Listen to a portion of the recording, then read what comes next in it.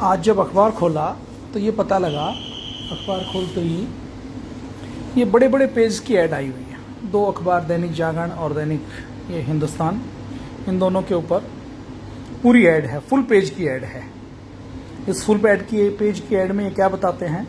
ये कहते हैं कि एलर्जी की जांच करवाइए आप हरिद्वार में, देहरादून में, कोटद्वार में, ऋषिकेश में, हल्द्वानी में, सितारगंज में, काशीपुर में, रुद्रपुर में, अल्मोड़ा में 8, 9, 10, 11, 12 जुलाई को आधे से भी कम रेट पर करवाइए।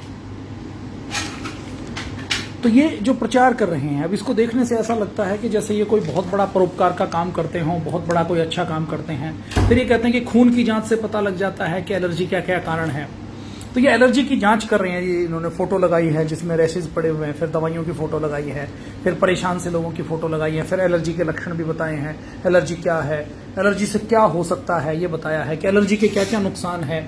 फिर ये बताया कि पहले बाजू के ऊपर सुई लगाते थे, 98 निशान लगाए जाते थे किस चीज से एलर्जी है, और उसके बाद फिर उसका पता लगता था। और अब ये कहते हैं कि अब तो केवल ब्लड के टेस्ट से ही एलर्जी का पता लग जाएगा, और ये कहते हैं आधे दाम में हम जांच करेंगे। तो देखने में ऐसा लगता है कि ये बहुत बड़ी चैरिटी कर रहे हैं, इससे अच्छे तो और कोई व्यक्ति नहीं। और फिर इन्होंने ठीक किए हुए रोगियों के नाम भी दिए हैं कि देखो मुझे एलर्जी थी, मुझे दौरे पड़ते थे, मुझे छींकें आती थी, गले से रेशा गिरता था, आंख से खारिश होती थी, सूजन होती थी, पानी बहता था, कानों में साएं साएं की आवाज़ आती थी, सांस में तकलीफ थी, छाती में दिक्कत थी।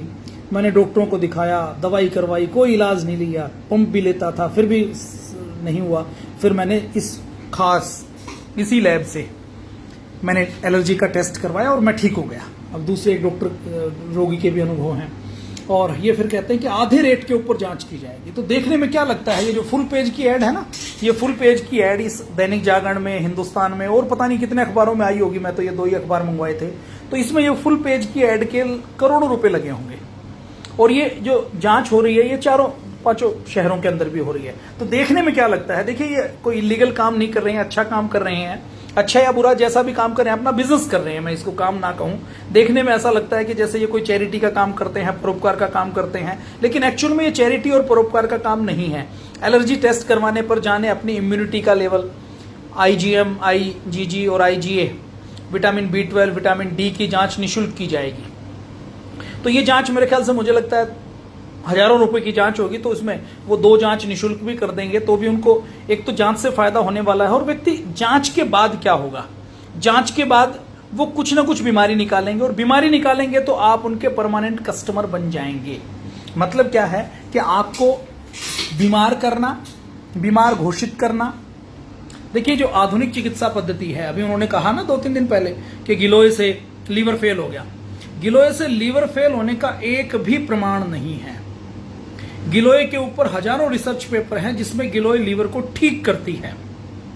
तो ये जो आधुनिक चिकित्सा विज्ञान है, एलोपैथी है, इसमें एक MBBS MD डॉक्टर बनता है तो वो 5 करोड़ रुपए खर्च करके बनता है। मतलब आपने कोई व्यापार जैसे आप करते हैं ना, इन्वेस्टमेंट की, तो वो इन्वेस्टमेंट आप क्या करते हैं कि ROI आए, रिटर्न ऑफ इन्वेस्टमेंट आए, रिटर्न ऑन इन्वेस्टमेंट आए, तो उसके लिए आप इन्वेस्टमेंट करते हैं। तो डॉक्टर को भी डॉक्टर बनाने के लिए, MBBS MD करवाने के लिए उसमें इन्वेस्टमेंट की जाती है, और इन्वेस्टमेंट करने के बाद एक ही पर्पज होता है कि इन्वेस्टमेंट वापस कैसे आए। तो देखिए कोलेस्ट्रॉल की जांच के लिए कैंप लगेंगे, हार्ट की जांच के लिए कैंप लगेंगे, शुगर की जांच के लिए कैंप लगेंगे। तो वो जो कैंप लगाने वाले लोग हैं, जांच करने वाले लोग हैं, वो आपको ठीक करने वाले नहीं है। उनका कोई उद्देश्य नहीं है कि आप ठीक हो जाएं, आपकी शुगर ठीक हो, आपकी एलर्जी ठीक हो। उनका उद्देश्य यह है कि उनको कस्टमर मिले। वो जो जांच करते हैं ना, निःशुल्क भी जांच होती है, तो उनको पता है कि 100 लोगों की जांच करेंगे, 50 लोग पेशेंट बन जाएंगे, 50 लोगों से जो हम फर्स्ट कंसल्टेंसी के या 15 दिन की दवाओं से जो पैसे लेंगे, उससे ये सारी जांच का खर्च निकलने वाला है। तो अब ये जो जांच के नाम पे होता क्या है, जांच करवाई जाएगी, जांच करवाने के बाद फिर जांच की कुछ रिपोर्ट आएगी तो डॉक्टर से कंसल्ट करवाएंगे तो ट्रीटमेंट चलेगा। तो लगातार एक परमानेंट ग्राहक इन फार्मा कंपनी को, इन मेडिकल माफिया को, इन ड्रग्स की लॉबी को मिलेगा, और वो परमानेंट ग्राहक लगातार दवाई खा लेगा। अब जैसे एलर्जी क्या होती है, ये एलर्जी नाम की जो बीमारी है ये अभी 10-20 सालों से आई है, उससे पहले कभी एलर्जी नाम की कोई चीज होती नहीं है। और वैज्ञानिकों की रिसर्च अब ये कहती है कि आपको यदि एलर्जी से बचना है तो आप बिल्कुल धूल मिट्टी के अंदर नहीं जाएंगे। किसी बच्चे को आप शुरू से किसी ऐसे वातावरण में रख दीजिए जिसमें शीशे का बिल्कुल ग्लास का घर हो, जहां कहीं धूल नहीं हो, मिट्टी नहीं हो, कोई बैक्टीरिया नहीं हो, कोई वायरस नहीं हो, तो वो जब बच्चा बड़ा होगा ना तो बीमारियों का जल्दी शिकार बन जाएगा और उसको एलर्जी बहुत जल्दी होगी। तो एलर्जी को ये क्या कहते हैं कि जी एलर्जी कैसे होती है, पेड़ से हो सकती है, पौधे से हो सकती है, धूल से हो सकती है, मिट्टी से हो सकती है, पालतू जानवर से हो सकती है, दवाइयों से हो सकती है, फूल से हो सकती है, दूध दही मांस मछली से हो सकती है, सौंदर्य प्रसाधनों से हो सकती है। ये एलर्जी क्या है? एलर्जी एक तरीके से हमारी सेंसिटिविटी है। इसका मतलब क्या है कि हमारा इम्यून सिस्टम इतना मजबूत नहीं है कि उसको जहां प्रतिक्रिया नहीं करनी चाहिए वहां पर भी वो अपनी प्रतिक्रिया कर देता है और हमें स्किन के ऊपर रैशेज वगैरह ये दिखाई देते हैं। तो ये एलर्जी साधारण तौर के ऊपर कोई व्यक्ति यदि जिसकी इम्यूनिटी ठीक है तो उसको एलर्जी होगी ही नहीं, एलर्जी हो ही नहीं सकती। और यदि व्यक्ति आयुर्वेद की दिनचर्या का पालन करता है तो उसके शरीर में एलर्जी टिक नहीं सकती। लेकिन इसी एलर्जी को बहुत बड़ा व्यापार बना लिया है। आप ये फुल पेज की ऐड देख रहे हैं। अब इसको कोई व्यक्ति जिसको एलर्जी है वो इसको देखेगा। एलर्जी के लक्षण भी दिए हैं कि शरीर पर दाग दाने हो जाते हैं, जी मिचलाता है, छींक आती है। शेयर कर दीजिए आप एक बार इसको। अब इस जो राकेश भारत पेज की रीच है वो फेसबुक ने लगभग खत्म कर दी, क्योंकि कोरोनिल के ऊपर, कोरोना के ऊपर, कोविड के ऊपर, कई जो एलोपैथी के ऊपर लाइव किया ना, तो एलोपैथी वालों ने इसको दबाकर रिपोर्ट किया और रिपोर्ट करने के बाद इन्होंने इस फेसबुक के पेज की रीच खत्म कर दी। पहले जहां 1000 लोग जुड़ते थे, 500 जुड़ते थे, अब उसका नोटिफिकेशन लोगों के पास नहीं जाता। तो इसको ठीक करने के लिए एक ही बार शेयर करें आप, एक बार से ज्यादा शेयर ना करें। ज्यादा करना हो तो आप इसका लिंक लेकर व्हाट्सएप के ग्रुप में डाल सकते हैं। तो एलर्जी में क्या कहते हैं, छींकें आती हैं, लाल दाने हो जाते हैं, गले में तेज आवाज आती है, पेट दर्द हो जाता है, चेहरा होठों में सूजन आ जाती है, खाने में तकलीफ हो जाती है। और फिर डराया है कि एलर्जी होती रही तो एक्जिमा हो जाता है, खारिश हो जाएगी, पानी पड़ने लगेगा, कोढ़ जैसी बीमारी हो जाएगी, अस्थमा, सांस लेने में दिक्कत होगी। तो इसका मतलब क्या है, ये ठीक करने का विज्ञान नहीं है, ये डराने का विज्ञान है, भय पैदा करने का विज्ञान है कि आप जितना डराओगे, जितना भय पैदा करोगे, उतने आपके ग्राहक बनेंगे। अब जो व्यक्ति जिसके अंदर कोई भी एक लक्षण है, कुछ भी उसके अंदर लगता है कि मुझे एलर्जी है, वो तत्काल इन नंबरों के ऊपर फोन करेगा। चलो हम भी मिला के देखते हैं फोन नंबर कि क्या बताते हैं। ये लाइव टेस्ट कर लेते हैं। ये नंबर है, हम ये दूसरे नंबर का नंबर मिलाते हैं। पहले नंबर का तो बिजी होगा, 30832। Valid number. Please check the number you have dialed. आपके द्वारा डायल की। दोबारा से ट्राई करते हैं। और ये देखिए जितने टेस्ट होते हैं ना, तो टेस्ट की रिपोर्ट क्या कहती है, टेस्ट की रिपोर्ट ये कहती है 93082832।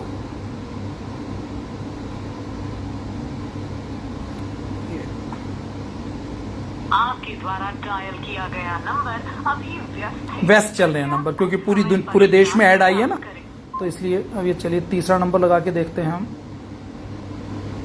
09875930833। यद्यपि इनसे कोई ऐसी जानकारी मिलने वाली नहीं है। 8-10 हजार रुपए के कॉल सेंटर में ये डाइवर्ट होगा, कॉल सेंटर के लोगों को बिठा रखा होगा। अब देखो नंबर ये भी बिजी है। मतलब ये एडवर्टाइजमेंट से इतना बेनिफिट हो रहा है कि जो तीनों के तीनों नंबर है, सुबह अखबार आया तो अभी दिन में भी बिजी है नंबर।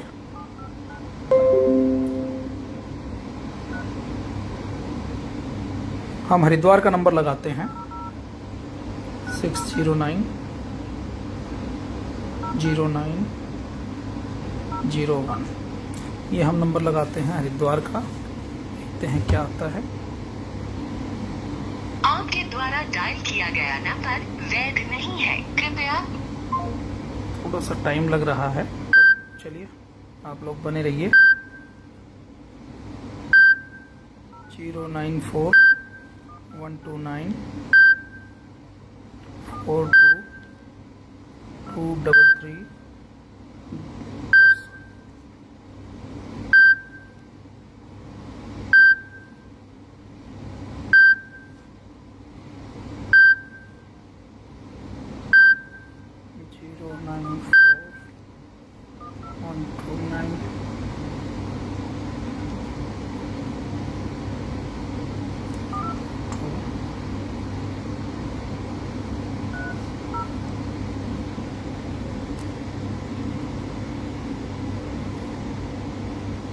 किसी लैब का नंबर है।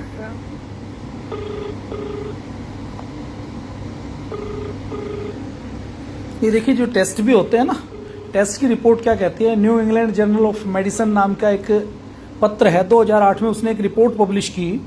उस रिपोर्ट में उन्होंने बताया कि ऐसे 100 लोग जिनके घुटनों में कभी कोई दिक्कत नहीं हुई, उनका जब स्कैन किया गया तो 40 लोगों के 100 में से 40 लोगों के घुटनों को डैमेज पाया, जबकि उनको चलने फिरने में कोई दिक्कत नहीं थी। आप जिस व्यक्ति को कॉल कर रहे हैं वह उत्तर नहीं। ये भी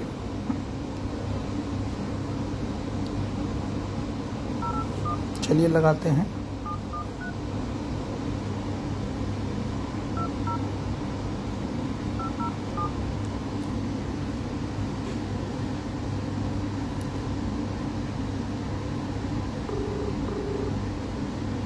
अब जैसे ही व्यक्ति को टेस्ट करवाते हैं, टेस्ट करवाते ही जैसे ही व्यक्ति को बीमारी निकलती है तो व्यक्ति थैंक यू। हेलो, हाँ जी जी बहन जी, ये टेस्ट करवाना है एलर्जी का, कितने रुपए का पड़ेगा ये टेस्ट? अगर आप आज कल परसों कैंप के दौरान करवा लेंगे तो 3,000 रुपए का पड़ेगा, वैसे 9,000 का है। वैसे 9,000 का है, अच्छा 3,000 का पड़ेगा। तो इसमें क्या क्या टेस्ट करेंगे आप? इसमें सारे एलर्जी टेस्ट लगेंगे, आपकी इनहेलेंट फूड, इसके भी सारी एलर्जी। अच्छा अच्छा, ठीक है जी, थैंक यू। तो ये 9,000 रुपए का टेस्ट है, 3,000 रुपए में कर रहे हैं ये। अब 3,000 रुपए का टेस्ट करेंगे तो 3,000 रुपए में ये विटामिन डी, B12 ये सब तो हो ही जाता है, और एलर्जी कोई ऐसी बड़ी बीमारी नहीं है। तो ये एलोपैथी के विज्ञान ने क्या किया कि ये जो छोटी छोटी बीमारियां हैं ना, छींक आ गई, एलर्जी हो गई, तो जिनका उपचार साधारण तौर पर प्रकृति के साथ रहने में मिल सकता है, उनको भी बड़ी बीमारी देकर उसके हजारों रुपए के टेस्ट करवाए जाते हैं, और टेस्ट करवाने के बाद दवाई खिलाई जाती है। मैं यदि बात करूं तो इन्वेस्टिगेशन रेडियोलॉजी नाम का एक जर्नल है, उसने 1991 में एक रिपोर्ट पब्लिश की। उसने सामान्य व्यक्तियों को लिया, बिल्कुल सामान्य, जिनको कोई दिक्कत नहीं, गाल स्टोन की कोई दिक्कत नहीं। उन्होंने उनका अल्ट्रासाउंड किया, तो अल्ट्रासाउंड किया तो उन्होंने पाया कि 10% लोगों को गाल स्टोन पाया गया, मतलब उनके गाल ब्लैडर में स्टोन पाया गया, जिनको कभी कोई ना दर्द हुआ, ना कोई दिक्कत थी, ना उनको कभी कोई परेशानी हुई। अब जिसका भी टेस्ट कर लिया, 10% लोगों को गाल ब्लैडर में स्टोन पाया गया। अब उनकी बहुत आराम से सर्जरी की जा सकती है, 50,000 रुपए का बिल बनाया जा सकता है। अब ऐसे ही कमर दर्द, 1994 में new England journal of medicine नाम का एक रिसर्च पेपर है, वो कहता है कि उन्होंने एक रिसर्च की, उसमें जिन लोगों की कमर में कभी जिंदगी में कोई समस्या नहीं हुई, ऐसे लोगों का उन्होंने कमर का स्कैन किया, और स्कैन करने के बाद ये पाया कि 50% लोगों की स्कैन की जो रिपोर्ट थी स्कैनिंग की, उसमें ये पाया कि इनको तो ब्लजिंग डिस्क की समस्या होनी चाहिए।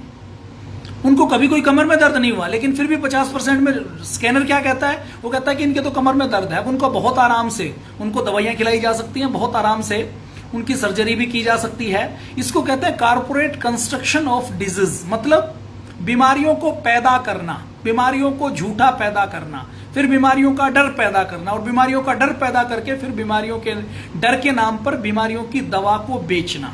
ऐसे ही फेफड़ों का सीटी स्कैन करवाया गया। फेफड़ों का सीटी स्कैन जब करवाया गया तो एक बार 100 लोगों का सीटी स्कैन किया तो ये पाया कि 35 लोगों के फेफड़ों में कैंसर जैसी गांठें दिखाई दे रही है, जबकि उनको कभी कैंसर नहीं हुआ, उनको कोई तकलीफ नहीं हुई। और 99% मामलों में ऐसा मिलता है फेफड़ों के सीटी स्कैन में जो कैंसर जैसी गांठें दिखती हैं, उनका कैंसर से कोई लेना देना नहीं होता। ऐसे ही किडनी, 100 लोगों का किडनी का अगर सीटी स्कैन किया जाए तो 23% लोगों के किडनी में ऐसे सिस्ट दिखाई देंगे जो पहली नजर में कैंसर जैसी दिखाई देंगे, लेकिन 99% मामलों में कैंसर से कोई लेना देना नहीं होता। लीवर का सीटी स्कैन कर लीजिए, 100 लोगों का लीवर का सीटी स्कैन करें तो 15 लोगों के लीवर में गांठें दिखाई देंगी, जिसको कोई डॉक्टर चाहे तो कैंसर मान सकता है।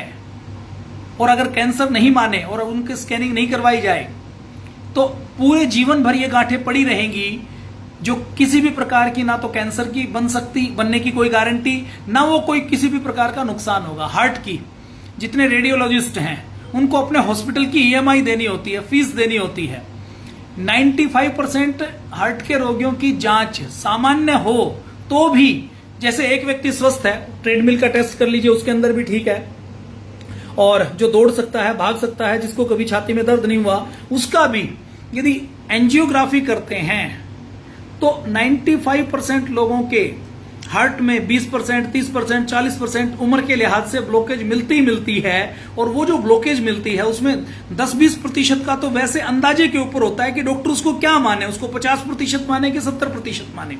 ऐसे ही एसिडिटी के मरीज की जांच करके अगर गैस्ट्रोलॉजिस्ट कोई एंडोस्कोपी करवा ले तो एंडोस्कोपी में यदि सामान्य किसी को एसिडिटी है तो उसको भी अल्सर का खतरा बताया जा सकता है, उसका अल्सर का खतरा दिख सकता है। थोड़ा सा सिर दर्द हो, ब्रेन ट्यूमर का डर दिखा के बहुत आराम से एमआरआई करवाई जा सकती है।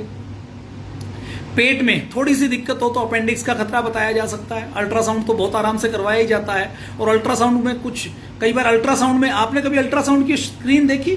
अल्ट्रासाउंड के ऊपर कुछ भी क्लियर दिखाई नहीं देता, तो उसमें 10-20% तो अंदाजे लगाए जाते हैं। और उसमें यदि कोई सर्जन लालची है तो वो ठीक व्यक्ति के पेट में दर्द है तो उसको अपेंडिक्स का बताकर उसका अपेंडिक्स निकाल सकता है कि भगवान ने ये फालतू की चीज दी है, इसको रखने का कोई फायदा नहीं है। तो ये कारपोरेट कंस्ट्रक्शन ऑफ डिजीज की जाती है। बीमारियां बनाई जाती हैं, बीमारियां पैदा की जाती हैं और बीमारियों का डर पैदा करके फिर दवाइयां बेची जाती हैं। सर्जरी, गैर जरूरी सर्जरी की जाती है। अब मैं तो कोई बहुत पॉपुलर व्यक्ति नहीं हूं। पॉपुलर व्यक्ति यदि कोई इस बात को कह दे, कोई बड़ा व्यक्ति कह दे, तो उसके खिलाफ आईएमए केस दर्ज कर देगी। तो ये सत्य है और जो मैंने आपके सामने बात की है वो रेफरेंस के साथ बात की है। तो जो डॉक्टर अच्छे हैं उनको हम बहुत बहुत प्रणाम करते हैं, उनका अभिनंदन करते हैं। बाकी हम बीमारियों से तभी बच सकते हैं जब हम लाइफस्टाइल को चेंज करें, जब हम अपने आप को स्वस्थ तभी रख सकते हैं। तो ये जो कॉर्पोरेट हाउस जो मेडिकल को, चिकित्सा विज्ञान को बना दिया गया है, इससे बचने की आवश्यकता है। जो डॉक्टर अच्छा काम कर रहे हैं उनका बहुत बहुत अभिनंदन है, बहुत बहुत स्वागत है। जय हिंद, वंदे मातरम, भारत माता की जय।